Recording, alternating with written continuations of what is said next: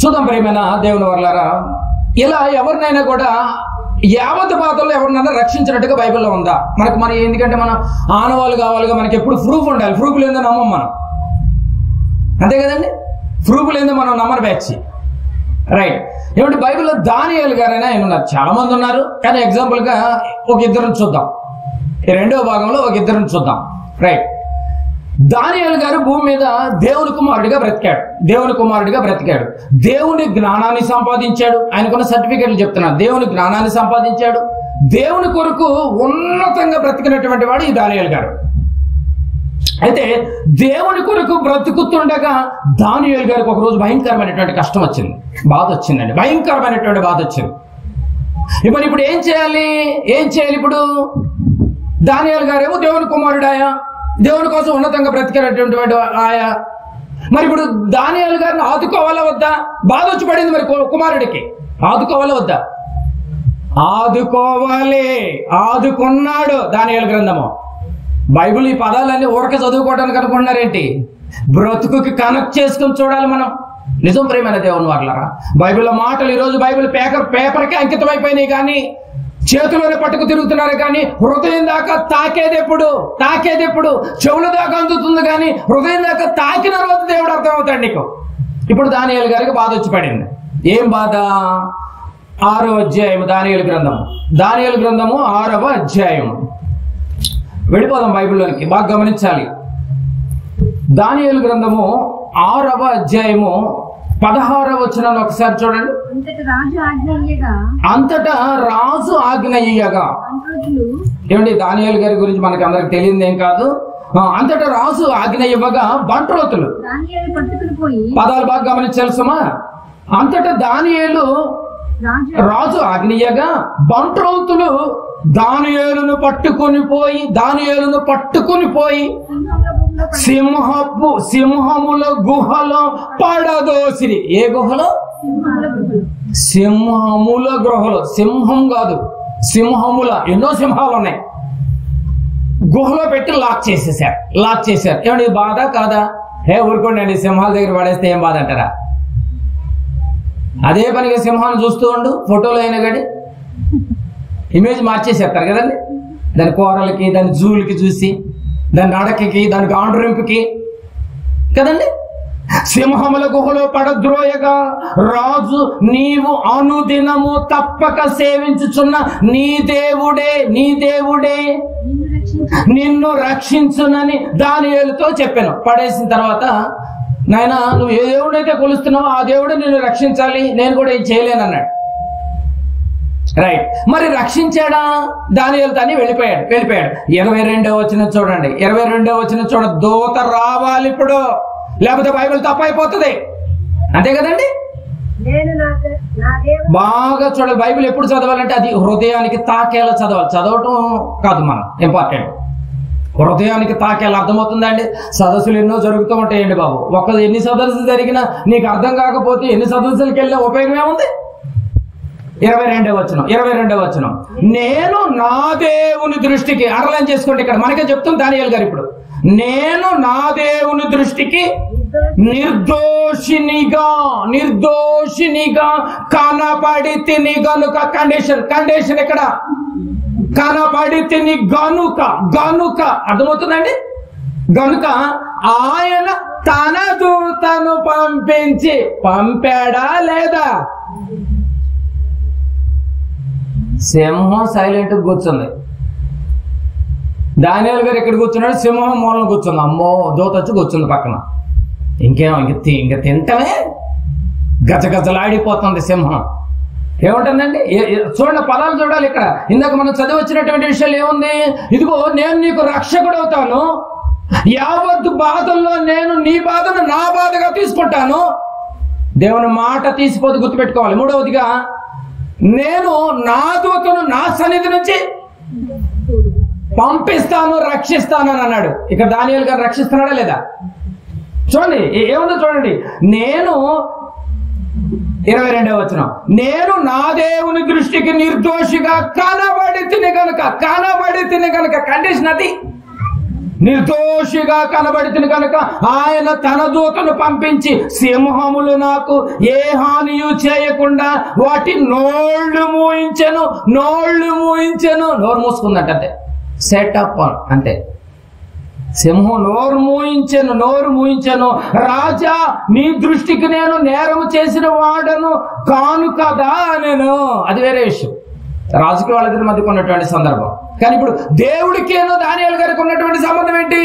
నేను నీ దృష్టికి నిర్దోషిగా ఉన్నాను కనుక సింహాలు మోయించేశావు నీ దూతను పంపించి. ఏంటంటే జీవితం.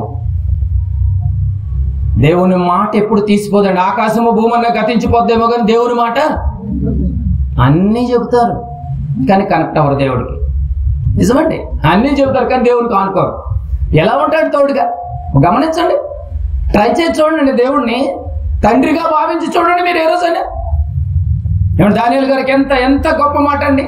యెషయా గ్రంథము, సింహములు నాకు ఏ హానియూ చేయకుండా వాటి నోళ్ళు మూయించాడంట. యెషయా గ్రంథం 26వ వచనం. యెషయా గ్రంథం 26వ అధ్యాయము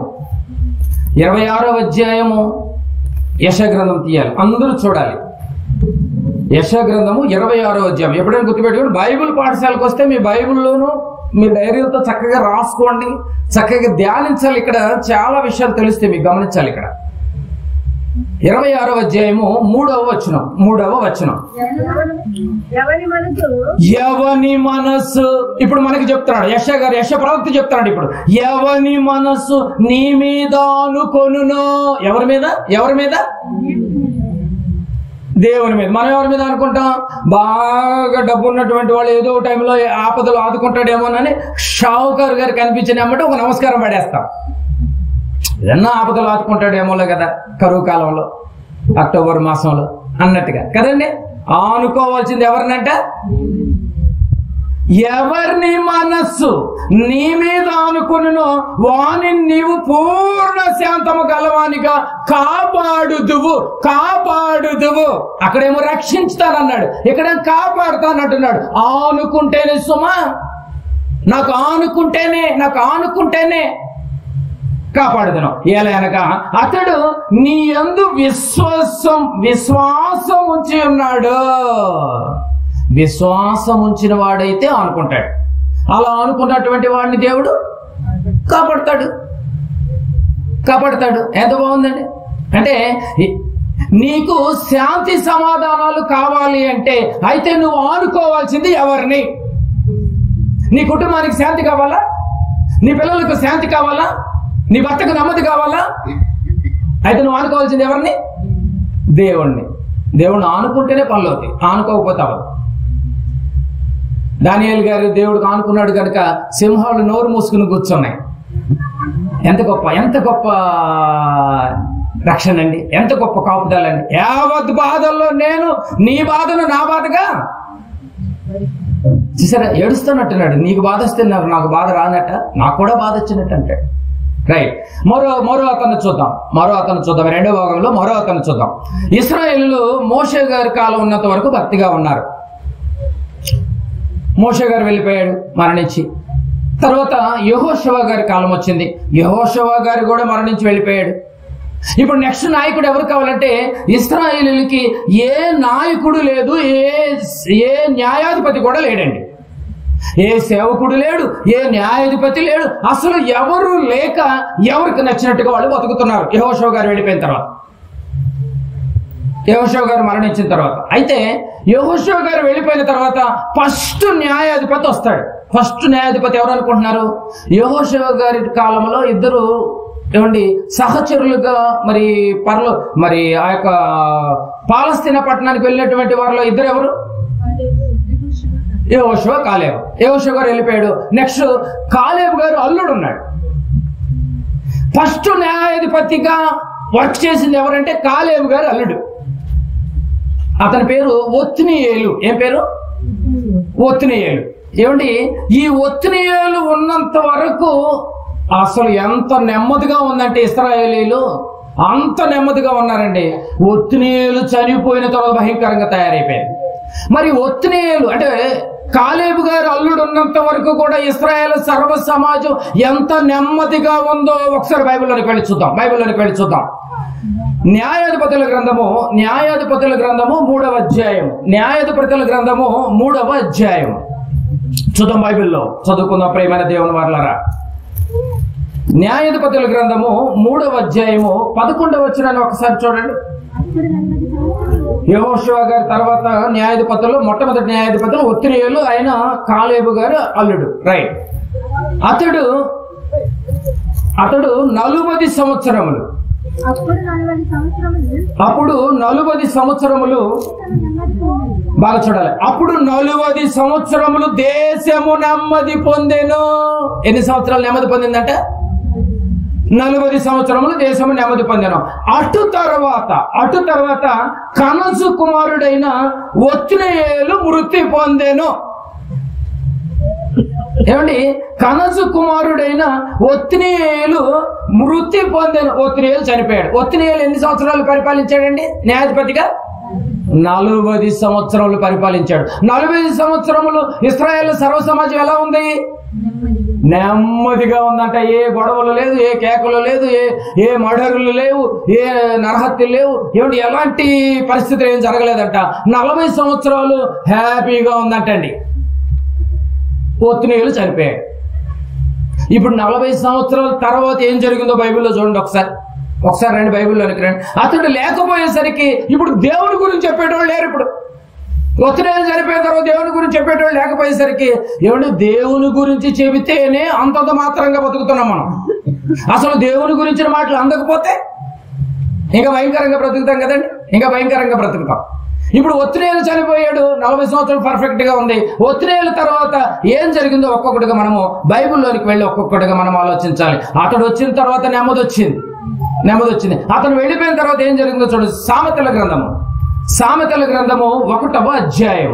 సామెతల గ్రంథము 1వ అధ్యాయము 29వ వచనం చూడండి. ప్రజలు ఎలా మారిపోయారు ఒక్కసారి చూడాలి మీ బైబిల్లో. ఒత్నియేలు తర్వాత ఏమందండి? జ్ఞానము వారికి అసహ్యమాయను. ఇప్పుడు జ్ఞానం ఎట్లయిపోయింది వీళ్ళకి? న్యాయాధిపతి వెళ్ళిపోయిన తర్వాత అసహ్యం అయిపోయిందట. వాక్యం అంటేనే ఎవటేస్తుందంటండి బాబు. వాక్యం అంటేనే గిడతలేదంట. అంటే ఇప్పటికీ అలాగే ఉందనుకోండి. వాక్యం తప్ప ఇంకేం చెప్పినా ఆనందంగా కూర్చుంటాం మనం. వాక్యం చెబితేనే అంత తలపోటు మనకి, అంతే కదండి. నిద్రలు, ఒళ్ళు నొప్పులు, కీళ్ళ నొప్పులు, మోకాళ్ళ నొప్పులు, ఇవే కదండి సదస్సులో కూర్చున్నంతసేపు. వారికి జ్ఞానము అసహ్యమాయను. అసహ్యం అయిపోయిందటండి ఒత్నియేలు వెళ్ళిపోయిన తర్వాత, మరణించిన తర్వాత. యెహోవా యందు భయభక్తులు కలిగి ఉండటం వారికి ఇష్టము లేకపోయాను. చెప్పేటోళ్ళు లేకపోతే ఏం జరుగుతుంది మరి? దేవుడు అంటేనే ఇష్టం లేదట్టుగా. ఇష్టము లేకపోయాను 30వ వచనం. భయభక్తులు లేకుండా బ్రతికేదా నష్టం. అర్థం, నా ఆలోచన విననొల్లకపోయిరి, నా గద్దింపును వారు కేవలము ఏముందలేండి, ఎన్నో సంవత్సరాల నుంచి చెప్తూ ఉంటున్నారు. ఏముందలే, ఎంతో మంది సేవకులు గత 100 సంవత్సరాల నుంచి చెప్తూనే ఉన్నారు. ఏమన్నా ఈ యేసుప్రభు ఏమన్నా 2వ రాకడలో వచ్చాడా, మనం ఎన్ని పాపాలు చేస్తున్నా హ్యాపీగా బ్రతకట్లేదా అన్న ధీమాలో ఉంటున్నారంటే అర్థం ఏంటో తెలుసా? అది జరుగుతుంది. కేవలం తృణీకరించారనమాట. అందుకే భయం లేదు. దేవుని సన్నిధికి ప్రతి ఆదివారం తప్పక కూడుకోవాలన్న భయం లేదు. ప్రతి దినము దేవుని మాటలు ధ్యానించాలన్న భయం లేదు. ప్రతి ఉదయకాలము, మధ్యాహ్నము, రాత్రి కాలము అవకాశం దొరికినప్పుడల్లా ప్రార్థన చేసి దేవునితో ముచ్చటిద్దామన్న భయం లేదు. అంతే కదండి. కనీసం భోజనం చేసేటప్పుడు కూడా ప్రార్థన చేసుకుని తినాలన్న భయం కూడా లేదండి మాకు చాలా మంది. ఎప్పుడు వేడిగా వచ్చిద్దో తోసేద్దామనే చూస్తూ ఉంటారు. నిజంగా 6 నెలల కష్టం అండి బాబు ఒక మెతుకు పెళ్లిలోకి రావటానికి. కష్టాన్ని ఏ రోజున, దేవుని కష్టాన్ని కష్టంగా చూశారు ఈ రోజున? నా ఆలోచన విననొల్లకపోయిరి, నా గద్దింపును వారు కేవలము తృణీకరించిరి, కేవలం తీసేశారట. కాబట్టి వారు తమ ప్రవర్తనకు తగిన ఫలమును అనుభవించెదరు అంటున్నాడు దేవుడు. మీరు అనుభవిస్తారా? తండ్రి కొడుకు శాపాలు పెడుతున్నట్లేదు, మీరు అనుభవిస్తారు. ఎట బతుకుతారు నేను చూస్తాను. తగిన ఫలము తమకు వెక్కసమగు వరకు తమ ఆలోచన అనుసరిస్తారంట. ఎవటేసేంత వరకు లోకం మీద పడి తిరుగుతారంట. ఎవటేసిన తర్వాత ఈ మందు ఎప్పుడు దాగకూడదు. మళ్ళీ మొదలే. వెక్కసం అయిపోయిన తర్వాత మళ్ళీ వస్తారంట. 32వ వచనం, జ్ఞానము లేని వారు దేవుణ్ణి విసర్జించి నాశనమగుదురు. ఏమన్నా నా మాట్లాడండి. జ్ఞానము లేని వారు, జ్ఞానమును ఆశ్రయించుకునేవారు, వ్యక్తిగతంగా ఇష్టానుసారంగా తిరిగేటటువంటి వారు, నా రక్షణ, నా ప్రొటెక్షన్, నా నెమ్మది పొందనటువంటి వారు ఇదిగో విసర్జించి నాశనమగుదురు. వద్దా కుటుంబానికి ప్రొటెక్షన్, వద్దా నీకు నెమ్మది, బుద్ధిహీనులు క్షేమము కలుగదని మైమరచి నిర్మూలమగుదురు. ఎట్లా నిర్మూలమైపోతున్నారంట బుద్ధిహీనులు? అసలు మైమరిచిపోతున్నారంట. దాంట్లో నీలమైపోతున్నారంటే బాబు, మైమరచి 33వ వచనం చాలా ఇంపార్టెంట్. 33వ వచనం, నా ఉపదేశం అంగీకరించేవాడు సురక్షితముగా నివసించును. సురక్షితంగా భూమి మీద ఉండాలన్నా, చనిపోయిన తర్వాత నీ ఆత్మ సురక్షితంగా దేవుడి దగ్గర ఉండాలన్నా నువ్వు ఎవరిని ఆశ్రయించాలి? దేవుడిని ఆశ్రయించాలి. దేవుని మాటకు విధేయత చూపించాలి. ఎంత గొప్ప మాటలండి. నా ఉపదేశము వినువాడు కాదు. ఎవరు సురక్షితంగా ఉండేది? ఎవరు? నా ఉపదేశం వినువాడా, అంగీకరించేవాడనుందా? అంగీకరించేవాడు. నా ఉపదేశం వినువాడు సురక్షితంగా ఉండాలంటే వినేసి వెళ్ళిపోవచ్చు. కానీ నా ఉపదేశమును అంగీకరించువాడే సురక్షితంగా ఉండును, నివసించును. నెక్స్ట్ పదాలు అండర్లైన్ చేసుకోండి. వాడు కీడు వచ్చుచున్నానన్న భయము లేక ఎలా ఉంటాడంట? ఆ పదం చూడండి అండి. నెమ్మదిగా ఉంటాడంట. రాని దాన్ని చూసుకుంటాడు. నాకేం భయం అంట. మా నాన్న ఉన్నాడుగా, నాకెందుకు భయం? నాకే బాధ వచ్చినా కూడా నా బాధను ఆయన బాధగా ఫీల్ అవుతాడు. ఆయనకేమన్నా దేవదూతలు ఏమన్నా కరువా? చెప్పిన వెంటనే ఒక దూత వచ్చింది. ఆ ధైర్యం చూడండి. మీకు అర్థమవుతుందండి? ఏ రోజైనా మీరు దేవుణ్ణి తండ్రిగా ఇలా భావించి, నాన్న నీ కుమారుడిగా నేను బ్రతుకుతున్నాను కదా, నీ దూతను నాకు పంపించు అని ధైర్యంగా అడగగలమా అండి? దాని చిన్న ప్రార్థన చేసినందుకే, శాసనానికి వ్యతిరేకంగా ప్రార్థన చేసినందుకే శాసనం పుట్టించారు కొంతమంది ఉండగలు. అతని కింద అనుచారు. బాగా గమనించాలి. ఏముందండి బైబిల్లో? వాడు కీడు వచ్చుచున్నానన్న భయం లేక. మనం ప్రతిదానికి టెన్షనే. అక్క వచ్చుదక్క నాకు టెన్షన్ వచ్చి లోన్ శాంక్షన్ అవుద్దు లేకపోతే లేదు. మందైతే ఎక్కడికి పోదు. అంతే కదండి. మందైతే ఎక్కడికి పోదు. ప్రియమైన దేవుని వాట్లారా, మంద కాంది మనం ముట్టుకోవద్దు. అసలు దేవుడి దృష్టిలోకి మనం వెళితే మంద ఎక్కడ పెట్టాలి అక్కడ పెడతాడు. వాడు కీడు వచ్చుచున్నానన్న భయము లేక. అసలు భయమే ఉండదట. ఏంటి ధైర్యం ఏంటి? అసలు వెనక చూస్తేనే ఇల్లు లేదు, బ్యాంక్ బ్యాలెన్స్ అంతకన్నా లేదు. ఏంటి ధైర్యం ఏంటి అసలు? వీడు సమాజంలో కూడా ఎవరితోనో సరిగ్గా మాట్లాడరు. ఏమన్నా అనుకుంటారు లేదండి లోకంలో కొంతమంది ఫ్యామిలీస్ గురించి. ఏంటి ధైర్యం? ఎక్కడి నుంచి వచ్చింది ధైర్యం? భక్తుడు అంటున్నాడు, వాడు కీడు వచ్చుచున్నానన్న భయం లేదు. జ్ఞాని సొలొమోను చెప్తున్నాడు, నెమ్మదిగా ఉంటాడంట. ఏంటి ఏ టెన్షన్ లేకుండా ఉంటావేంటి? భార్య అంటది అప్పుడు, ఏంటి ఏ టెన్షన్ లేకుండా ఉన్నావేంటి? రాత్రి నేను అసలు నిద్రపోలేదు. నిద్ర ఎందుకు? నాన్నకు చెప్పేసిన తర్వాత నాన్న చూసుకుంటాడు. అంతే కదండి.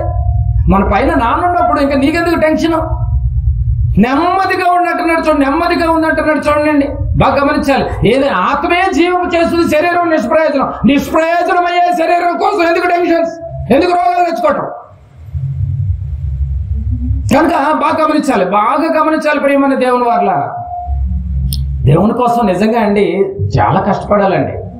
మనం మాత్రం దేవునికి మాత్రం ఏది ఇవ్వమండి, పాటలు మాత్రం బాగా వెళ్ళిపోతూ ఉంటాం. వేలాది నదులంతా విస్తార తైలం నీకిచ్చినా ఎంత తైలం ఇస్తావు? వేలాది నదులంత కొబ్బరి నూనె, తైలం అంటే నూనె. వేలాది నదులంత తైలం ఇస్తాడు, సరిపోద్దా అని పాట పాడుతున్నావు. తెలుసా నువ్వు ఆ మాట? 1 కేజీ నూనె ఇంట్లో పెట్టుకుని ఏ రోజన్నా ఎప్పుడు ఆ డబ్బా పడిపోతూనే ఉంటది. 100 గ్రాముల డబ్బా. ఏమో నిజం కదండి. ఇంట్లోకి 100 గ్రాములు కొనిపెట్టుకునే ఓపిక లేదు. కానీ వేలాది నదులంతా విస్తార తైలం నీకు ఇచ్చినా చాలు అని అంటావే, ఎంతవరకు వాస్తవం ప్రియమైన దేవుని వల్ల? ఒకసారి చెప్పండి. దేవుని కోసం ఏది చేయకుండా, ఏది ఆనుకోకుండా, ఏది శ్రమించకుండా ఏం వదులుకోకుండా ఆయన ఎలా దేవదూతను పంపిస్తాడు? తన దూతను అందుకే అంటున్నాడు 33 ఏమంటున్నాడండి? నా ఉపదేశమును అంగీకరించువాడు సురక్షితముగా ఏమండి భయము లేక నివసించును, వాడు కీడు వచ్చుచున్నానన్న భయము లేక నెమ్మదిగా ఉంటాడంట. అలా ఎవరన్నా నెమ్మదిగా ఉన్నాడా? ఏమండి, యోనా గారి గురించి మీకు తెలుసు. యోనా గారిని ఎక్కడికి వెళ్ళమన్నాడు? ఏమండి, నినివేకి వెళ్ళమన్నాడు. అయ్యగారు ఎక్కడికి వెళ్ళాడు? తర్షీష్కి వెళ్ళాడు. మరి ఏం జరిగింది? ఏమండి, యోనా గ్రంథం 1వ అధ్యాయం ఎంత దేవుడు నెమ్మదిస్తున్నాడో, ఎంత దేవుని యొక్క దయ, ఎంత ప్రొటెక్షన్ ఉంటుందో మీరు ఒక్కసారి మీరు గమనించాలి. యోనా గ్రంథము 1వ అధ్యాయం 9 నుంచి 12 వచనాలు చూడండి.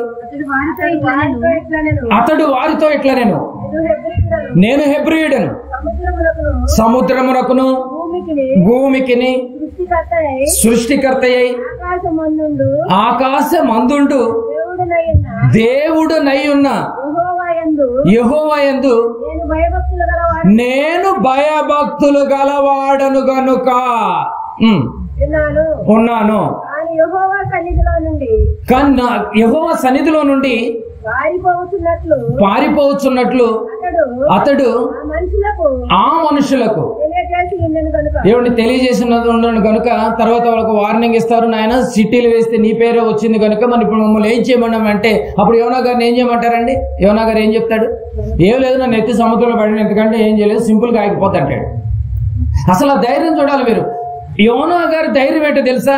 నేను బ్రతకాలి అని దేవుడు అనుకుంటే, పదాన్ని బాగా గమనించాలి, నేను భూమి మీద కొద్ది రోజులు బ్రతకాలి అని నేను అనుకుంటే నన్ను ఎక్కడ పడేసినా కూడా నేను బ్రతుకుతాను అనుకునే విధానం చూసారండి. అవును, నేను బ్రతకాలనుకుంటే ఎక్కడ పడేసాను, దానికి టెన్షన్ ఎందుకు? పడేసినట్టు లోపల పోయి చక్కగా మోకరించి చేప కడుపులో ప్రార్థన చేస్తున్నాడు. అంటే దూత చేప రూపంలో వచ్చింది చూడండి. ఆలోచించారండి, దేవుడికి ఆనుకుంటే ఎలాంటి పరిస్థితులు జరుగుతున్నాయో కనుక బాగా గమనించాలి. నేను బ్రతకాలి అని అనుకుంటే దేవుడు భూమి మీద ఎక్కడ పడేసినా నేను బ్రతుకుతాను కనుక నాకెందుకు టెన్షన్, ఎత్తి నడు సముద్రంలో పడేయండి అన్నాడు. అంతే. యావత్ బాధల్లో బాధపడేటటువంటి వారు నాకంటూ ఒకళ్ళు ఉన్నారు. ఎవరైనా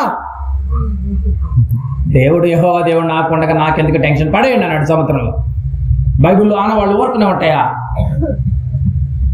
చేప 3 రోజులు ఫాస్టింగ్ ఉందండి బాబు.